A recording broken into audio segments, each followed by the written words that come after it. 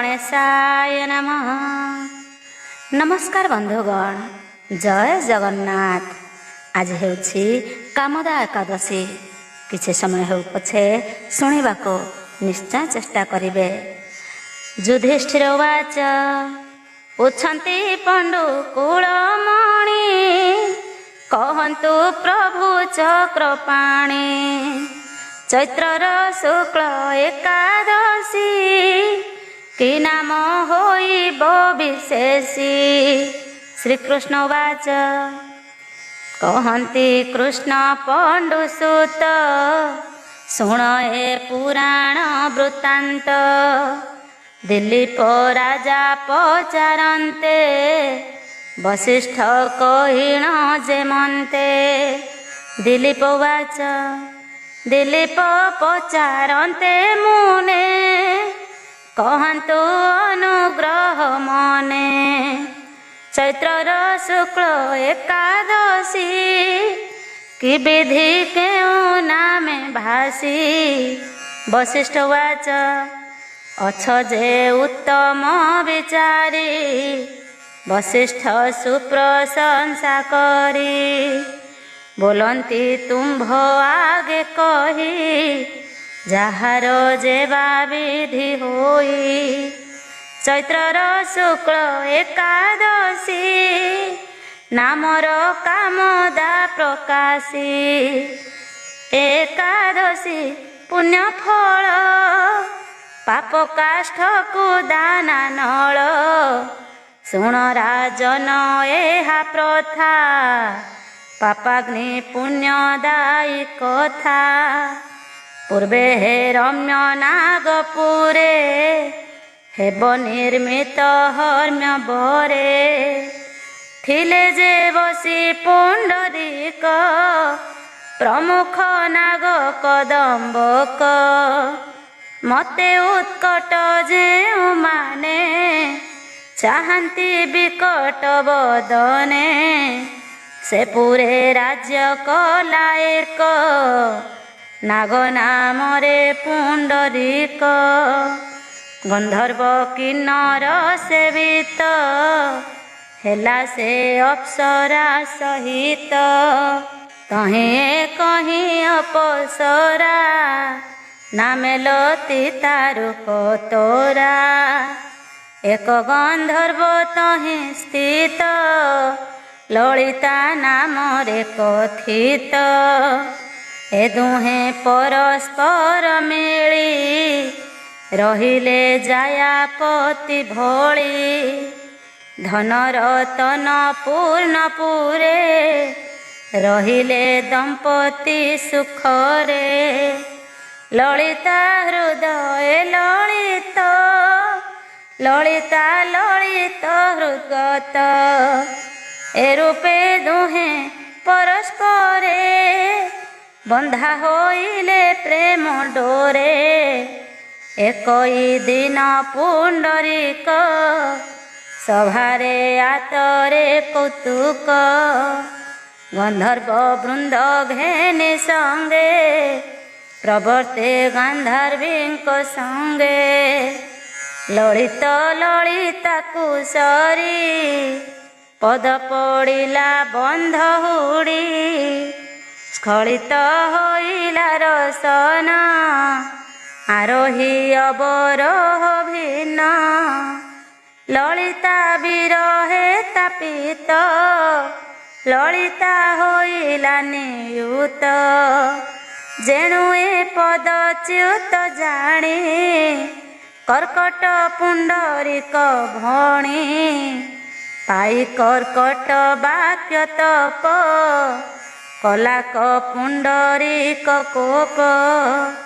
कोपे शोणित हेला नेत ओष्ठ समेत कंपे गात्र। ललिते पुंडरीक साप हुअतु पिशाच स्वरूप। पुरुष अनंत होइबु क्रव्य रुधिर खाउथिबु। पत्नी विच्छेदु दुख पाई भूलिबु वन भूमि जाई।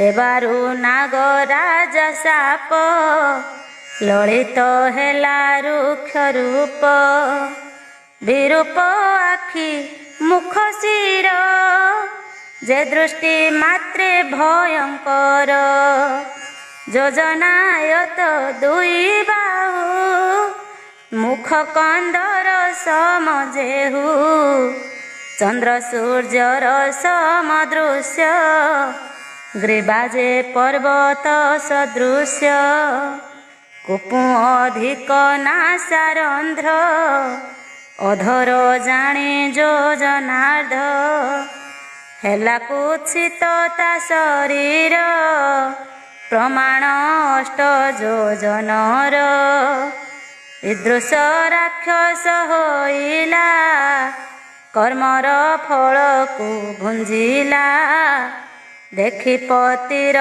ଏ ଆକୃତି ଲଳିତା ଅତି ଦୁଃଖେ ଚିନ୍ତି କାହିଁ ମୁଁ ଯିବି କି କରିବି କି ବ୍ରତ ତପ ଆଚରିବି ପାପେ ପୀଡ଼ିତ ହେଲେ ସତ ପାଇଲେ ଇଦୃଶ ଦୁର୍ଗତ ଯେଉଁ ନାୟିକା ନାୟକର ଦେଖି ଆଖିରେ ଦୁଃଖ ଭାର ନ କରେ ତହିଁ ପ୍ରତିକାର ସେ କାହିଁ ନ ପାଏ ଧିକାର ଏମନ୍ତ ପୁନ ପୁନ କରି ସ୍ମରଣ କରି ଅପସରି ସର୍ବତ୍ର ଦୁଃଖ ବୁଦ୍ଧି କରି ଗଲା ନାୟକ ଅବଧାରୀ ଦେଖି ପତିର ଦୁରାଚାର ଅତି ଦୁରନ୍ତ ସେ ଆକାର ରୋଦନ କରି ଦୁଃଖ ଭରେ ସଂସାର ପତିର ସଙ୍ଗରେ ବନେ ଥାନ୍ତି ମୁନିମାନେ ଜାଣନ୍ତି ସର୍ବନୁମାନେ ଦୈବ ବସେ ମୁଁ ଦେଖନ୍ତି ପତିଙ୍କ ଦୁଃଖକୁ କହନ୍ତି ଦେଖିଲା ଭାଗ୍ୟ ବସୁ ଯହୁଁ ଏକାହିଁ ଆଶ୍ରମେ ଅଛଇ ଦେଖିଲା ତହୁଁ ମୁଁ ନିଶ୍ଚର ସୁଶାନ୍ତ ଅତି ସଦାଚାର ଆନନ୍ଦ ବେଗେ ଅଗ୍ରେ ମିଳି ଲଳିତା ନମିଲା ଉଛୁଳି ମୁନିଏ ଦେଖି ପଚାରିଲେ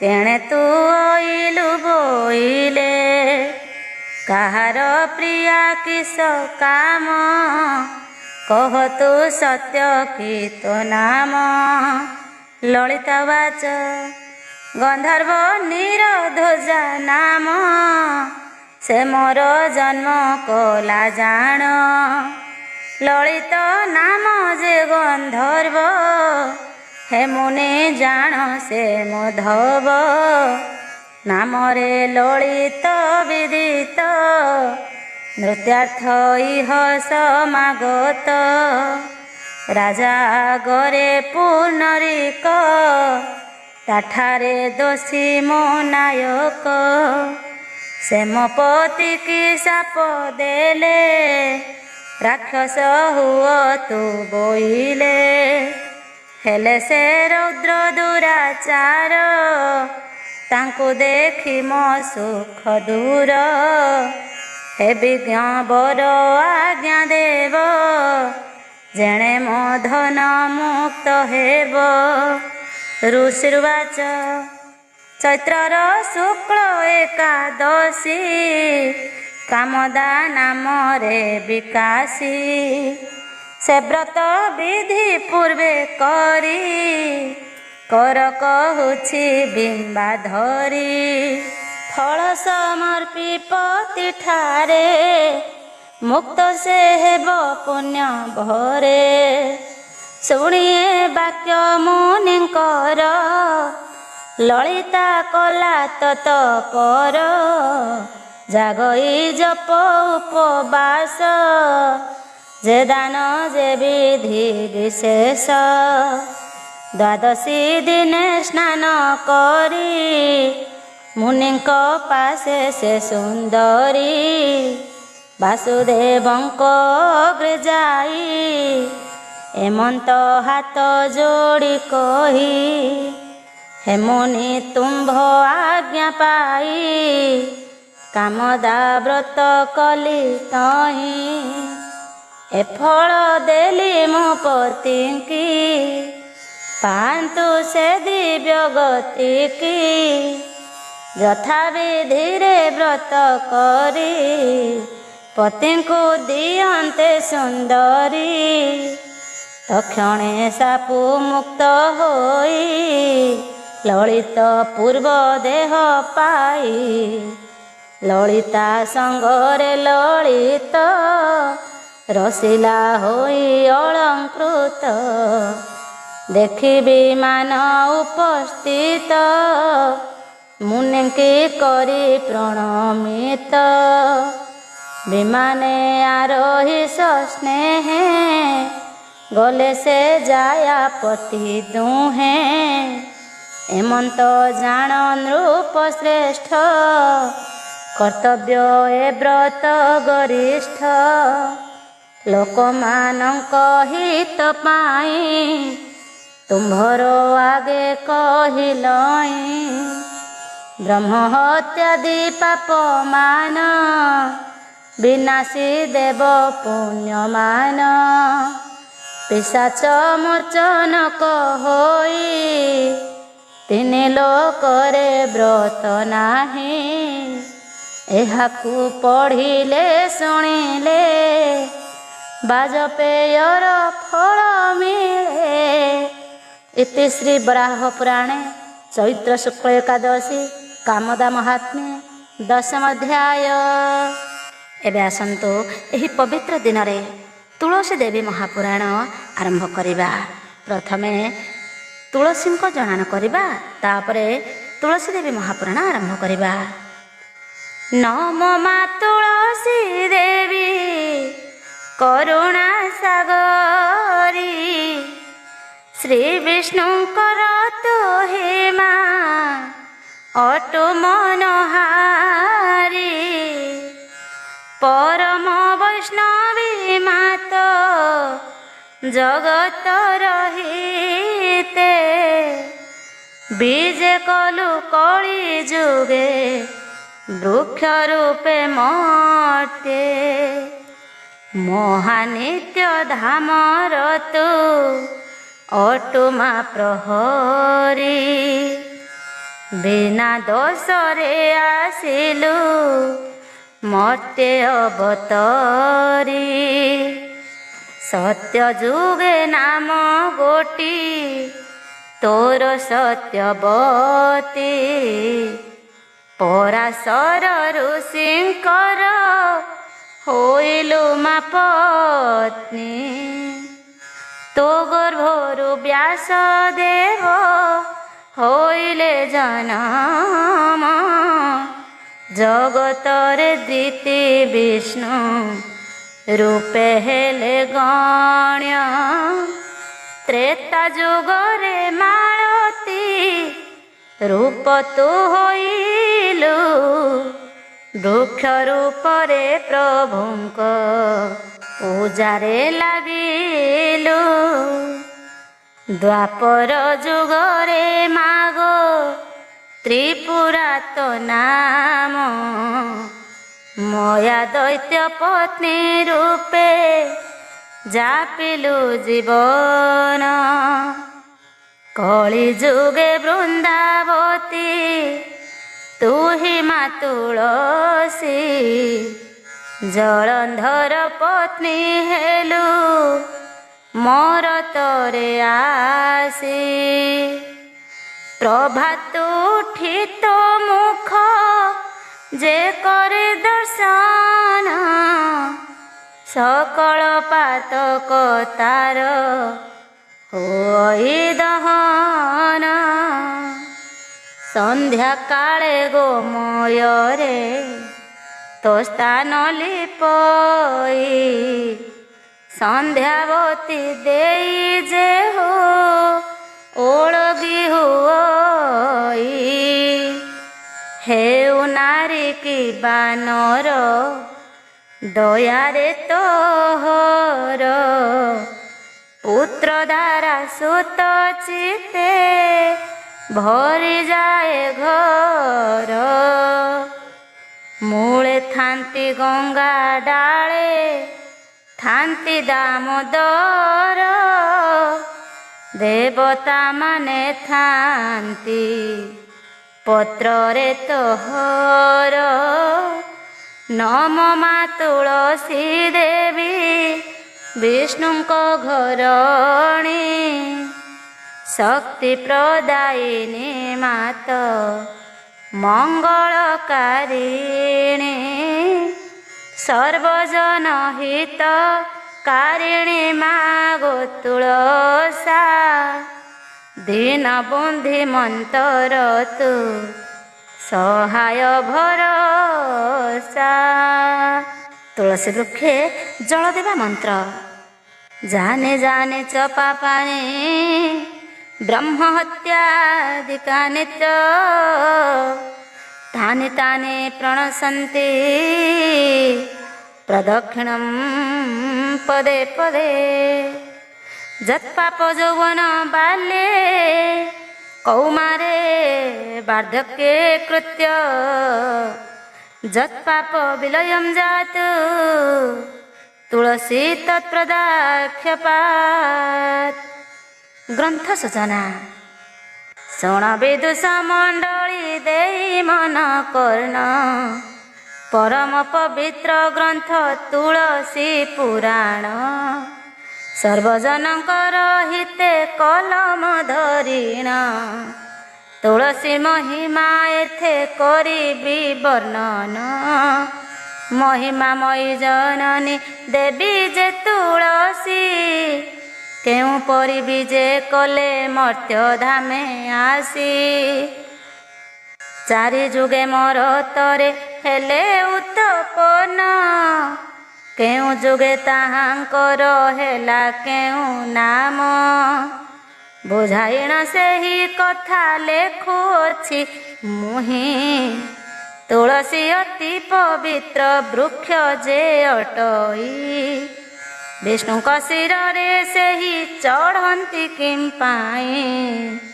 ସର୍ବପୂଜା ଦ୍ରବ୍ୟ ମଧ୍ୟେ ତୁଳସୀ ପତର କାହିଁ ପାଇଁ ପଡ଼େ ସର୍ବେ କରନ୍ତି ଆଦର ତୁଳସୀ ପୁରାଣ ଅଟେ ପରମ ପବିତ୍ର ଗୀତ ଛନ୍ଦରେ ଲେଖଇ ଦୀନ ବୁଦ୍ଧିମନ୍ତ।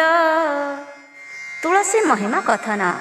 ଶୁଣ ହେବି ବୁଦ୍ଧ ଜନେ ମନ କର୍ଣ୍ଣ ଦେଇ ଅପୂର୍ବ ଚରିତ ଏକ କହୁଅଛି ମୁହିଁ ଶୁକ ପରୀକ୍ଷିତଙ୍କର କଥୋପକଥନ ଯାହାକି ଅଟେ ତୁଳସୀ ଦେବୀଙ୍କ ପୁରାଣ।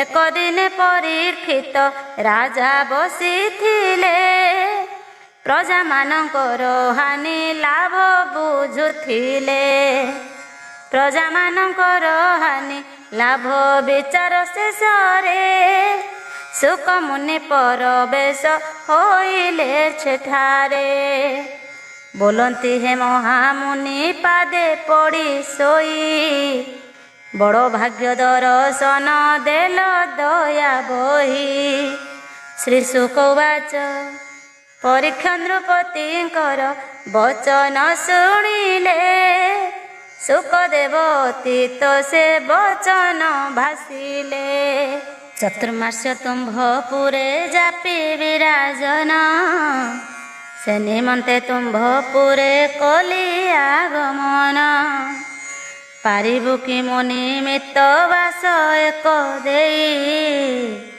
ଶୁଣିଣ କହନ୍ତି ଅଭିମନ୍ୟୁ ରତନଇ ପରୀକ୍ଷିତ ଉବାଚ ଆପଣଙ୍କର ଦୟାରେ ରାଜନ ମୋହର ପ୍ରଜାମାନେ ରହିଛନ୍ତି ଆହେ ମୁନିବର ଛାର ସ୍ଥାନ ଏକ ଯେବେ ନ ପାରିବ ଦେଇ କି ହୋଇବ ଲାଭ ଏତେ ବଡ଼ ରାଜା ହୋଇ। ଏତେ କହି ଏକ ଗୃହ ଦେଖାଇଣ ଦେଲେ, ସୁକମୁନି ରହିଗଲେ ମନ ଆନନ୍ଦରେ। ଏହିପରି ଏକ ଦିନ ଅତୀତ ହୋଇଲା, ଶୁଣ ହେ ବିଦୁଷୀ ଏଥୁ ଅନ୍ତେ ଯାହା ହେଲା। ଦିନେ ରାଜା ପରୀକ୍ଷିତ ହୋଇ ହସ ହସ, ତାହାଙ୍କ ନିକଟେ ଯାଇ ହୋଇଲେ ପ୍ରବେଶ। ବୋଲନ୍ତି ହେ ବ୍ରହ୍ମବେତ୍ତା ମୋର ବାଣୀ ଶୁଣ, ବୁଝାଇଣ କୁହ ମୋତେ ତୁଳସୀ ପୁରାଣ। ପରୀକ୍ଷିତଙ୍କ ବିନୟ ଦେଖି ଶୁକଯତି, କୁହନ୍ତି ଶୁଣ ରେ ସର୍ବ ଅର୍ଜୁନର ନାତି।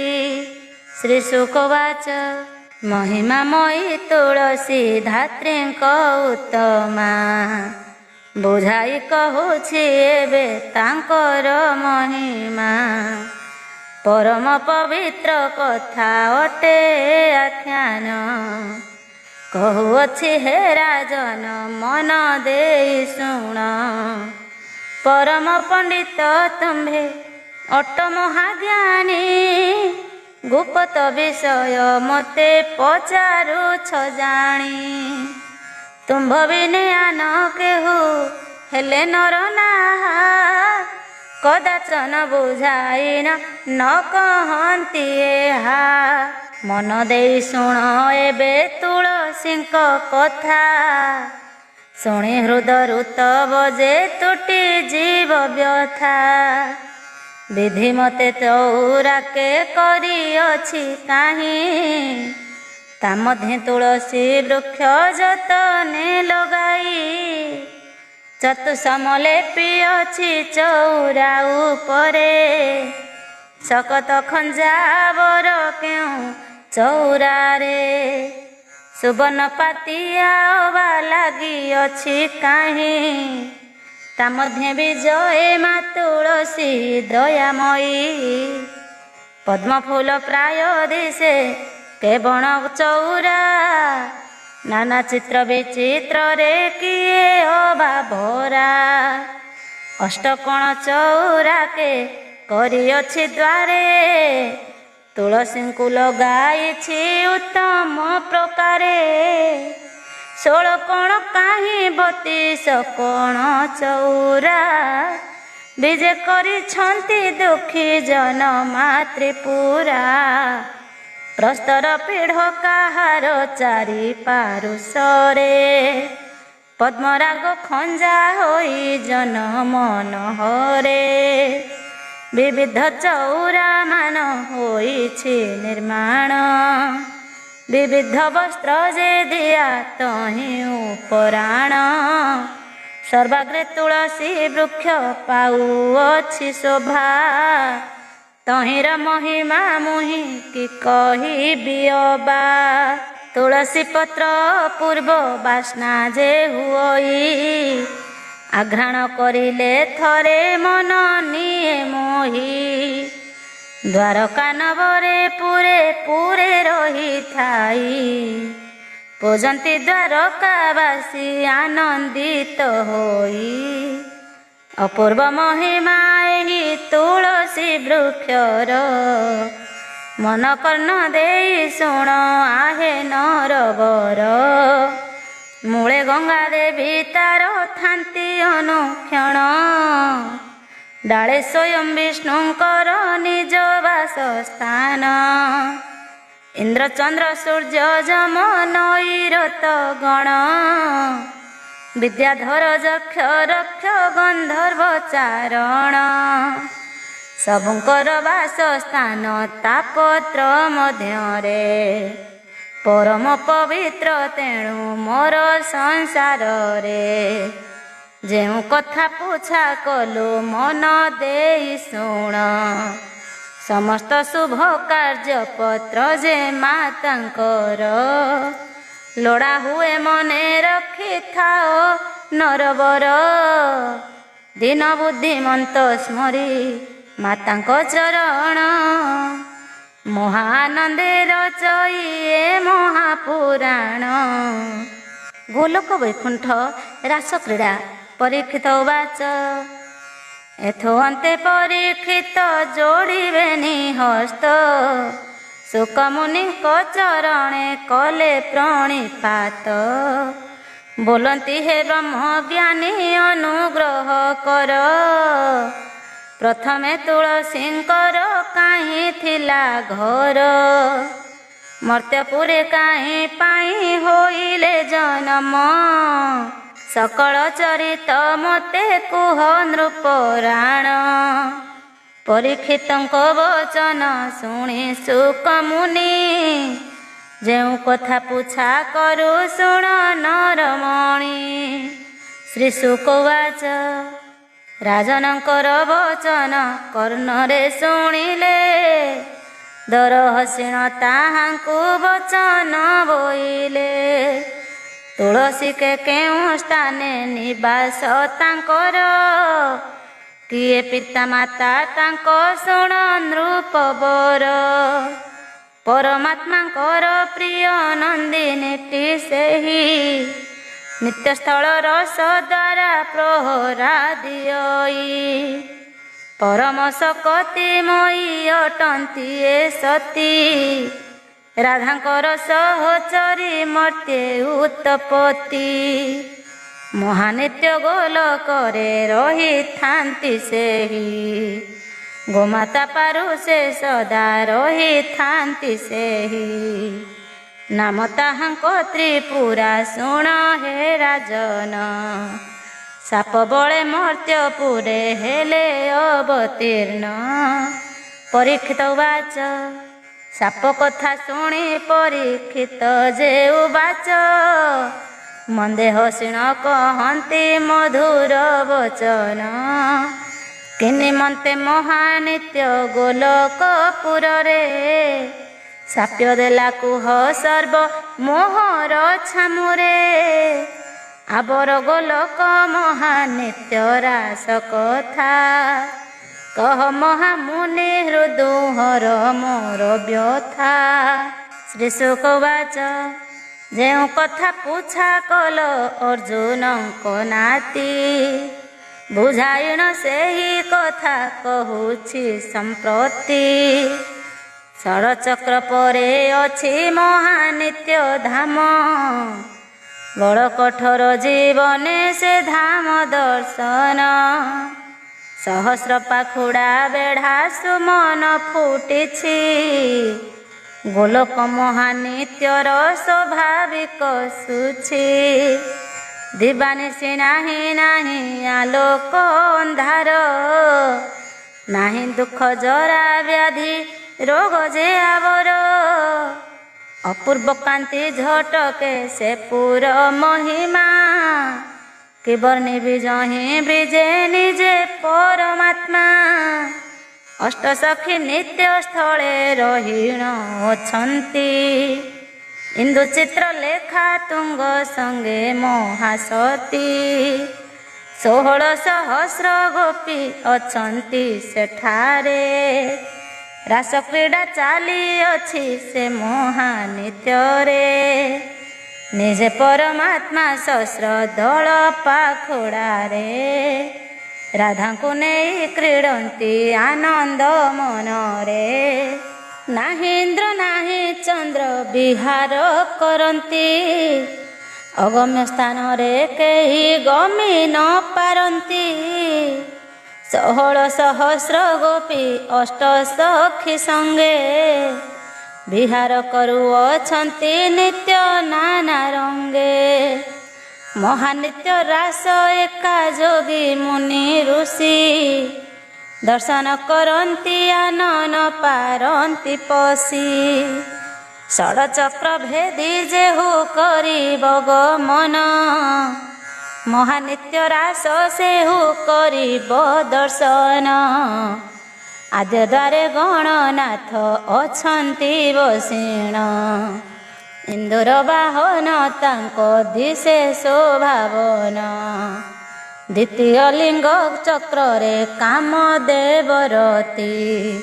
କାମନା ତେଜି ଯେହି ଦ୍ୱାର ଜୀବ ଜିତି ଇନ୍ଦ୍ରିୟ ସଂଯମ କରି କରିବ ଗମନ ତୃତୀୟ ଚକ୍ରର ଦ୍ୱାରେ ଯିବ ପହୁଞ୍ଚିଣ ନିଜେ ବ୍ରହ୍ମା ସାବିତ୍ରୀଙ୍କୁ ଘେନିଣ କୋଳରେ ବିଜୟ କରିଅଛନ୍ତି ହଂସ ବାହାନାରେ ଏହି ଚକ୍ର ଜିଣି ଯେବେ କରିବ ଗମନ ଅନାହତ ଚକ୍ରେ ଯିବ ମିଳିତ ତକ୍ଷଣ ନିଜ ଅନାହତ ପରେ ଶ୍ରୀ ବିଷ୍ଣୁ ଠାକୁର ବିଜୟ କରିଅଛନ୍ତି ଆନନ୍ଦ ମନର ଲକ୍ଷ୍ମୀ ସରସ୍ୱତୀ ତହିଁ ବସିଣ ଅଛନ୍ତି ସମ୍ମୁଖରେ ଉଭା ହୋଇଅଛି ଖଗପତି ଶ୍ରୀ ବିଷ୍ଣୁଙ୍କ ମାୟା ଯେହୁ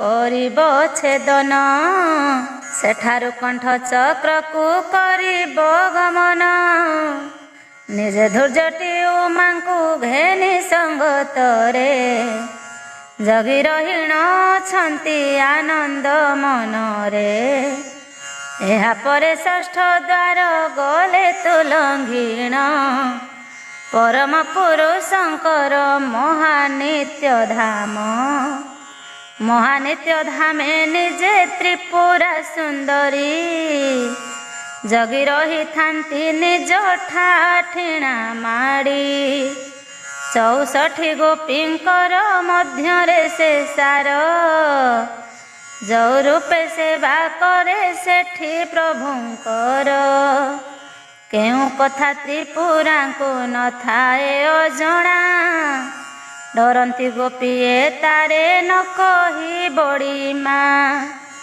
ଯେ ଯେଉଁ ସ୍ଥାନରେ ରହି ସେବା କରିବଇଁ ସେହି ସ୍ଥାନରେ ତ୍ରିପୁରା ତାହାଙ୍କୁ ରଖଇ ସର୍ବନାୟିକାଙ୍କ ପରେ ତ୍ରିପୁରା ସୁନ୍ଦରୀ ନିତ୍ୟସ୍ଥଳେ ସେବା କରେ ଆନନ ବିଚାରି ଅନ୍ୟ ଦ୍ୱାରେ ମନ ଧ୍ୟାନ ଅଳ୍ପ ଦିଅଇ ଆପଣା ଦ୍ୱାରକୁ ସଦା ସଜାଇ ରଖଇ ସେହି ଦ୍ୱାର କଥା ଏବେ ମନ ଦେଇ ଶୁଣ ଲକ୍ଷେ ବ୍ରହ୍ମା ବିଷ୍ଣୁ ଶିବ ନୁହନ୍ତି ଭାଜନ ତ୍ରିପୁରାଙ୍କୁ ସନ୍ତୋଷି ଯେ ପାରେ ଭକତିରେ ସେହି ଏକା ସେ ସ୍ଥାନରେ ଅବା ଯାଇପାରେ ନିତ୍ୟ ସ୍ଥାନ ଦେଖିବାକୁ ଦେବତାଙ୍କ ମନ ମାତ୍ର କେଉଁ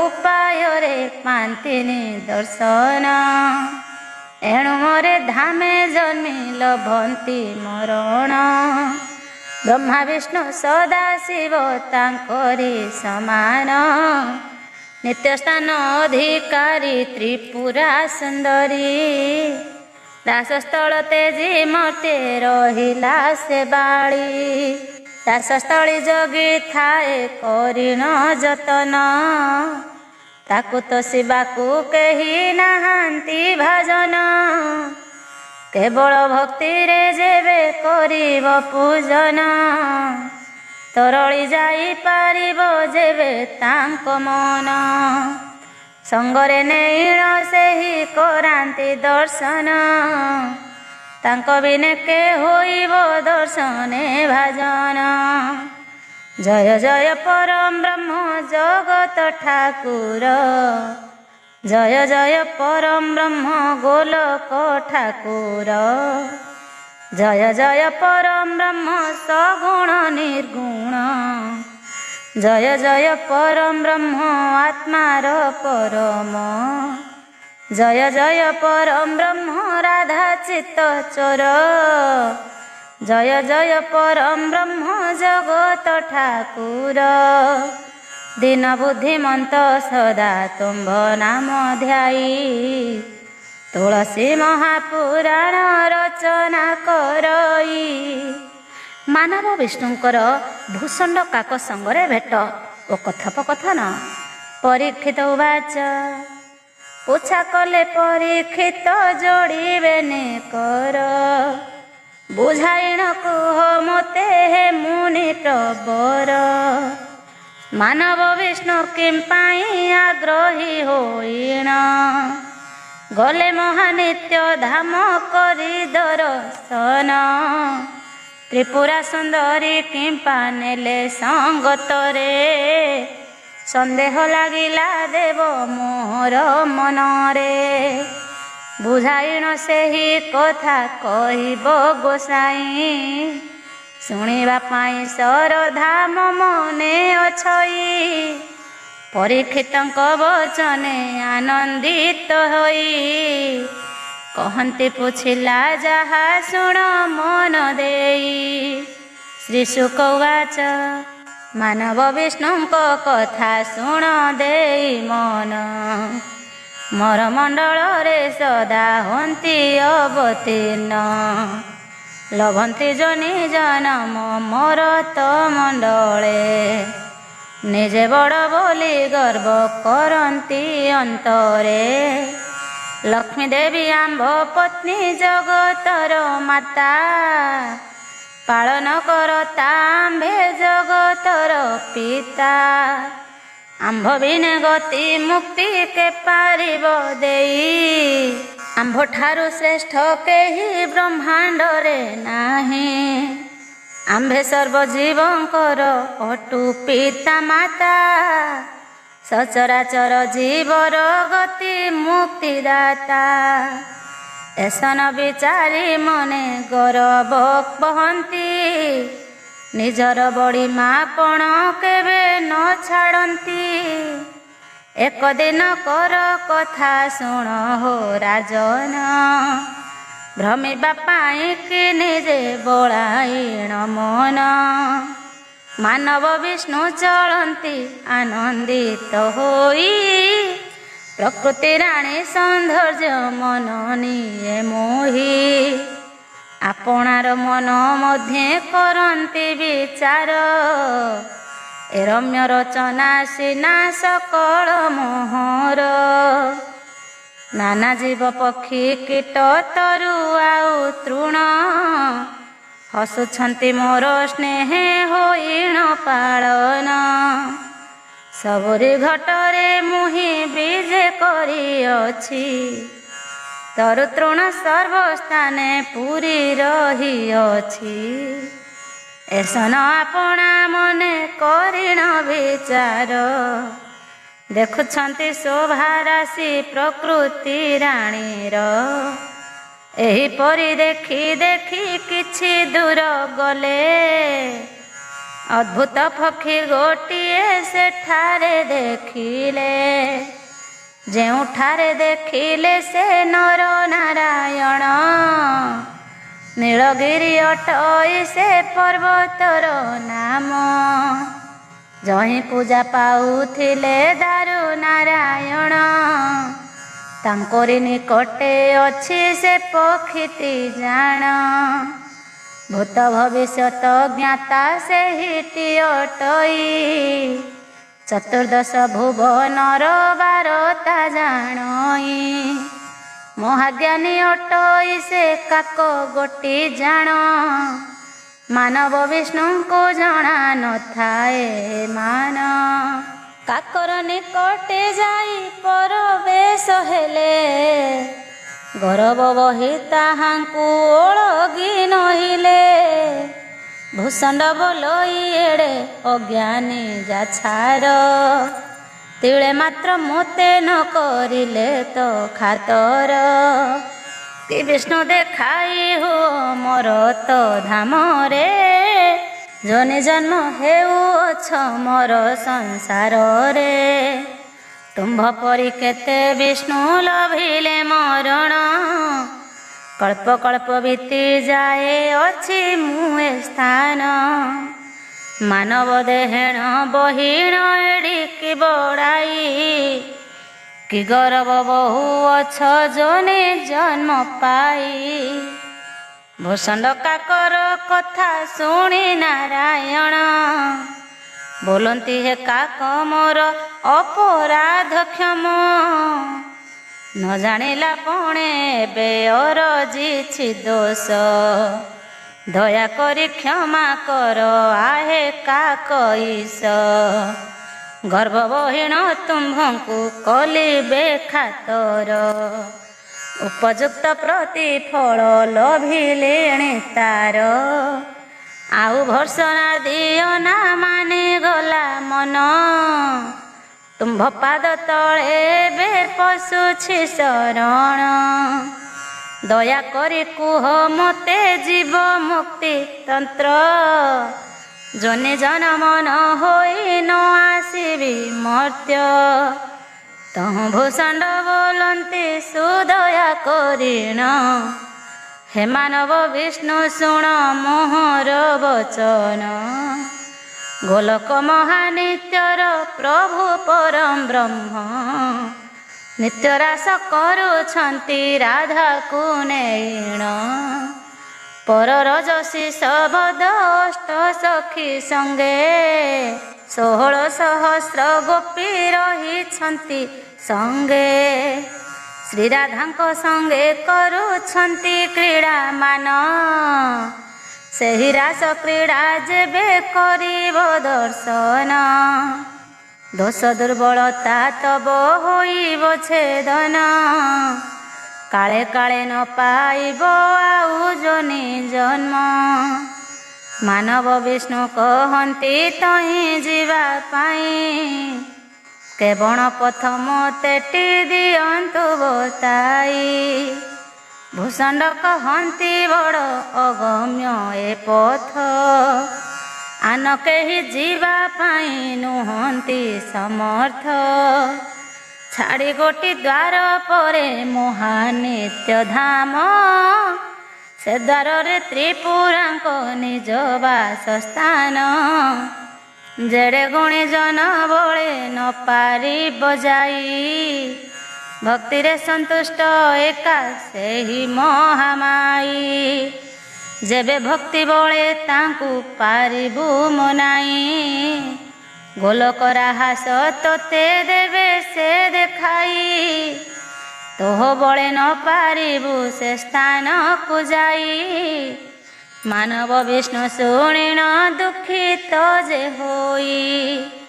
ଭୂଷଣ୍ଡ କାକ ପୟରେ ପ୍ରଣିପାତ କଲେ। ବାହୁଡ଼ି ସେଠାରୁ ନିଜ ପୁରକୁ ଅଇଲେ। ଗୃହେ ପ୍ରବେଶ ବିମର୍ଷ ମନରେ ରହିଲେ। ଋଷିଙ୍କ ବଚନ ଶୁଣି ପରୀକ୍ଷ ବୋଇଲେ। ପରୀକ୍ଷିତ ବାଚ ଏଥୁ ଅନ୍ତେ କେଉଁ କଥା ହୋଇଲା ଘଟଣା।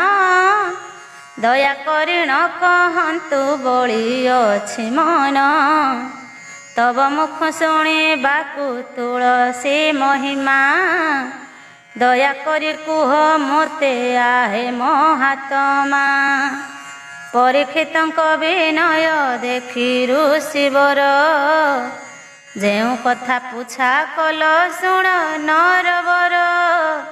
ଶ୍ରୀ ଶୁକ ବାଚ ଗୃହେ ମାନବା ବିଷ୍ଣୁ ଯେ ପରବେଶ ହେଲେ। ତ୍ରିପୁରାଙ୍କର ସେବାରେ ସେ ଦିନ ଲାଗିଲେ। ଭକ୍ତି ଭରେ ପୂଜା କଲେ ତାଙ୍କର ପୟର। କେତେ ଦିନ ଗତ ହେଲା ସେହି ବିଷ୍ଣୁଙ୍କର। ଜଗତ ଜନନୀ ଦେବୀ ତ୍ରିପୁରା ଜନନୀ। ଦର୍ଶନ ନ ପାଇଲେ ନିଜେ ବିଷ୍ଣୁ ପୁଣି। ଅତ୍ୟନ୍ତ ଦୁଃଖିତ ହୋଇ କହନ୍ତି ବଚନ। ବେନିକର ଯୋଡ଼ି ସ୍ତୁତି କଲେ ଉଚ୍ଚାରଣ।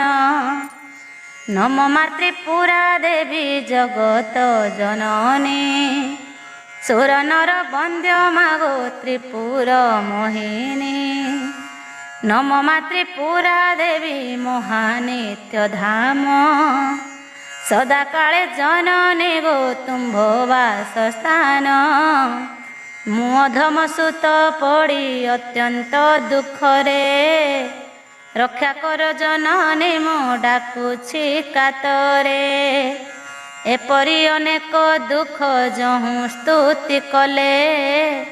ଶୁଣି କରିଣ ଜନନୀ ପାଶକୁ ଅଇଲେ। ବୋଲନ୍ତି ରେ ବତ୍ସ ଶୁଣ ମୋହର ବଚନ।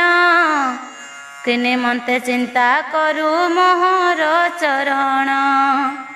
ତ୍ରିପୁରାଙ୍କର ବଚନ କରିଣ ଶ୍ରବଣ। ମନ୍ଦେ ହସିଣ କହନ୍ତି ମଧୁର ବଚନ। ଆଗ ମାତା ମହାନିତ୍ୟ ରାସ ଦେଖିବାକୁ। ବଳାଇଛି ମନ ମାଗ ଯିବଇଁ ସେଠାକୁ। ତ୍ରିପୁରା ବୋଲନ୍ତି ଅସ୍ତୁ କରିଲି ନନ୍ଦନ। ସେ ସ୍ଥାନକୁ ଯିବା ପାଇଁ ଅତ୍ୟନ୍ତ ଗହନ। ସଙ୍ଗତରେ ଘେନି ଯେବେ ଚଳିଯିବି ମୁହିଁ। ବିପତ୍ତି ପଡ଼ିବ ତୁମ୍ଭେ ଶୁଣ ହେ କହ୍ନାଇ। ଅସ୍ତୁ କରି ସୁପ୍ରସନ୍ନେ ଦେଇଅଛି ବର। ରକ୍ଷା କରିବି ନିଶ୍ଚୟ ସତ୍ୟ ମୋର ଗିର। ଏଥୁ ଅନ୍ତେ ଆନ ରସ ଶୁଣ ସାଧୁଜନ। ପରମ ପବିତ୍ର ଗ୍ରନ୍ଥ ତୁଳସୀ ପୁରାଣ। ତବ ଅଭୟ ଚରଣେ ମନ ମୋର ଥୋଇ। ଏ ମହାପୁରାଣ ଗୋଟି ରଚନା କରଇ। ତ୍ରିପୁରା କର୍ତ୍ତୃକ ମାନବ ବିଷ୍ଣୁଙ୍କର ଗୋପୀ ବେଶ ଓ ରାସ ଦର୍ଶନ ଅଭିଶାପ ପ୍ରାପ୍ତ।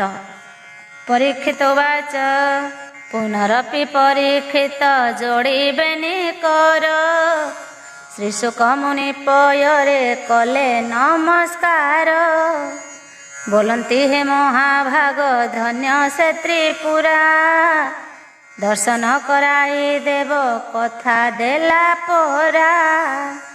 ତଦନ୍ତେ ଦେବୀ ତ୍ରିପୁରା କେଉଁ କର୍ମ କଲେ। ମାନବ ବିଷ୍ଣୁଙ୍କୁ ନେଇ ରାସ ଦେଖାଇଲେ। ପରୀକ୍ଷିତଙ୍କ ମୁଖରୁ ଶୁଣି ଏ ବଚନ। ଶୁକ କହୁଛନ୍ତି ରାଜା ଧୀର ମନେ ଶୁଣ। ଶ୍ରୀ ଶୁକ ବାଚ ପରୀକ୍ଷିତଙ୍କ ବିନୟ ଦେଖି ଶୁକ ଯତି। ଯାହା ପୁଛା କରୁଅଛୁ ପରୀକ୍ଷ ନୃପତି। କହୁଛି ବୁଝାଇ ଏବେ ମନ ଦେଇ ଶୁଣ। ତ୍ରିପୁରା ମାନବ ବିଷ୍ଣୁ ନିକଟେ ମିଳିନ। ବୋଲନ୍ତି ମାନବ ବିଷ୍ଣୁ ମୋ ନିକଟେ ବସ। ତୁମ୍ଭଙ୍କୁ ସଜାଇ ଦେବି ଗୋପିକାଙ୍କ ବେଶ। ତେବେ ସିନା ସଙ୍ଗତରେ ଘେନି ଯିବି ମୁହିଁ। ଏତେ ବୋଲିଣ ତ୍ରିପୁରା ବିଷ୍ଣୁଙ୍କୁ ଡାକଇ। ବିବିଧ ଅଳଙ୍କାରରେ କରିଲେ ମଣ୍ଡଣୀ। ମୁଖ ଗୋଟିକ ଦିଶିଲା ପୂର୍ଣ୍ଣଚନ୍ଦ୍ର ଜିଣି। ବାହାରେ ସେ ବାଳୁ ବନ୍ଧ ଯତନେ ଖଞ୍ଜିଲେ। ପୟରେ ଝୁଣ୍ଟିଆ ଯତ୍ନେ ପିନ୍ଧାଇଣ ଦେଲେ। ନାସିକାରେ ନବରତ୍ନ ନିର୍ମିତ ବସନ। ମସ୍ତକ ଉପରେ ଶୋହୁଅଛି ମଥାମଣି। ଗଳାରେ ସୁବର୍ଣ୍ଣ ହାର ଦିଶେ ଶୋଭାବନ। ବେନି ଭୁଜେ ତାଡ଼ି ଯତନରେ ମୁଣ୍ଡାଇଲା। ପୂର୍ବ ଭାଗେ ଯତନରେ ପଦକ ଖଞ୍ଜିଲା।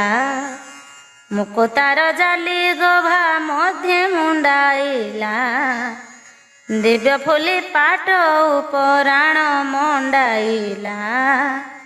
କଜଳ ଗାର ଦେଲି ସେ ବେନି ନୟନରେ। ପୟରେ ଅଳତା ଦେଲା ଅତି ଯତନରେ। ଭାଲ ପଟେ ଅର୍ଦ୍ଧ ଚନ୍ଦ୍ର ଆଙ୍କିଲା ଯତ୍ନରେ। ବିନ୍ଦୁ ବସାଇଲା ତୁଳି ଧରି ସୁସଞ୍ଚରେ। କର୍ଣ୍ଣରେ ସୁବର୍ଣ୍ଣ କାପ ଦିଶଇ ଶୋଭନ। ନାକ ନାସିକାରେ ସେହି ଦିଶଇ ଯତନ। କୃଷ୍ଣ କୁନ୍ତଳ କବରୀ ଯୋଡ଼ା ବେଣୀ ପାରି। ନାଗ ଫଣି ଦେଇ ଖୋସା ଦେଲେ ସଜ କରି। ଏସନ ମାନବ ବିଷ୍ଣୁ ସୁବେଶ ହୋଇଲେ। ତ୍ରିପୁରା ସୁନ୍ଦରୀଙ୍କର ସଙ୍ଗତେ ଗମିଲେ। ଷୋଢ଼ଦ୍ୱାର ପାର ହୋଇ ସଙ୍ଗେ ଘେନି ଗଲେ। ଗୋପୀଙ୍କ ଗହଣେ ଯାଇ ପରବେଶ ହେଲେ। ଏପରି ସୁବେଶ ସେହି ବିଷ୍ଣୁ ହୋଇଥିଲେ, ଗୋପାଳୁଣୀମାନେ ତାଙ୍କୁ ବାରି ନ ପାରିଲେ। ଅନନ୍ତ ଶିଖରେ ଶୋଭେ ପଦ୍ମର କେଶର, ତହିଁରେ ମାନବ ବିଷ୍ଣୁ ହୋଇଲେ ହାଜର। ସପ୍ତମଣ୍ଡଳ ଉପରେ ଚାଲିଛି ରାହାସ, 16,000 ଗୋପୀ ମଧ୍ୟ ଏକଇ ପୁରୁଷ। ଛଦ୍ମବେଶରେ ମାନବ ବିଷ୍ଣୁ ଯାଇଛନ୍ତି, ଗୋପୀ ଭାବି ଗୋପୀମାନେ ଜାଣି ନ ପାରନ୍ତି। ଅଙ୍ଗେ ଅଙ୍ଗେ ଯତନରେ ଯାଇଅଛି ଜଡ଼ି, କୋମଳ କେଶରେ ମଧ୍ୟ ରହିଛନ୍ତି ହରି। ବେନି ଭୁଜ ଛନ୍ଦା ଛନ୍ଦି ବନ୍ଧା ବନ୍ଧି ହୋଇ, ଯୁଗଳ ମୂରତି ଏକ ଯାଇଅଛି ହୋଇ। ଜୟ ମା ତୁଳସୀ।